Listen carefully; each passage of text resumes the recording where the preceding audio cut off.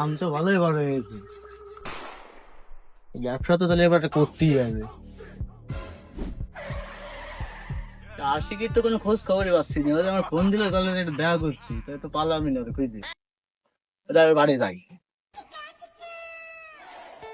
ঈদ ঈদ ঈদ ঈদ ঈদ এসেছে, কেমন লাগছে তোমার? এবার ঈদে তোমাকে বেছে আমি জামা কাপড় কিনবো। গায়ে তো ভালোই গোস লেগেছে, ভালো করে খাও, গায়ে অত লাগবে। এইবার আর কিনলাম হাটেতে, এর গায়ে সিটিয়ে মেরে গেছে, গোস লাগে না, এত ওষুধ খাওয়ালাম, কোনো কাজই হয় না। রিয়াল এসেছে, আগের বছর আমার ভালোই বাইট আছে, এবার তোমার সাবধানে চলতে হবে, এর কথা শুনে আর ব্যবসা করা যাবে না।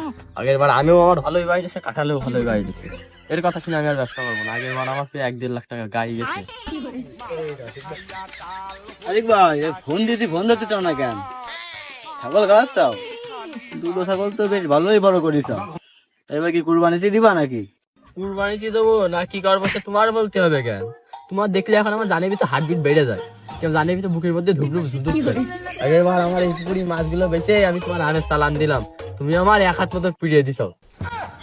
ভাই বাটপার কিন্তু আগে তুমিও কম ছিলে না, তো আমি একটু বেশি করেছি।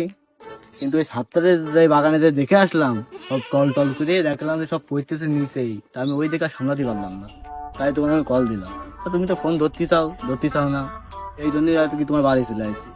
না ভাই, তোর সাথে আমি আর এইবার ব্যবসা করবো না। তুই আগের বার আমার যেভাবে ফাঁসাইছিস, আমার বাড়ি একটা টাইরে গরু ছিল, সেই গরুটা বেশি আমার লোকের দিন আদিত্য হয়েছে।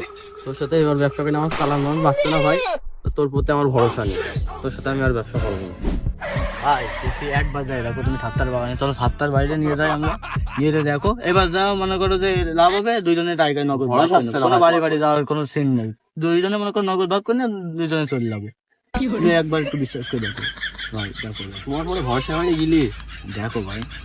চলো যাওয়া যাক, চলো চলো চলো চলো চলো চলো, এত করে তখন বলতে চাও, চলো ভাই। চলো যে দেখেই আসি কি দেখি অবস্থা। দত্তার ভাই, আরে দত্তার ভাই, আসসালামু আলাইকুম ভাই। মিলন হবে কত দিনে আমার মনে। হ্যাঁ কেডা বাপু তোমরা?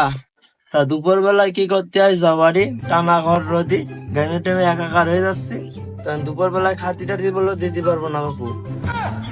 দুপুরবেলা খাতি মাতি দিয়া লাগবে না, ও আমার বসেছিলাম মরিতে কইলো যে 70 কাকার বাগানে আমগুলো নাকি ভালো বড় বড় হয়েছে, আমগুলো আবার বিক্রি করবে, সেই জন্য আমার ডেকে নিয়ে আসলো। বাড়ির আমার তো ভালো ভালো হয়েছে, এগুলোও কি দিবা? না না না বাপু, তোমার কাছে আম টাম ব্যস্ত না, আগের এখন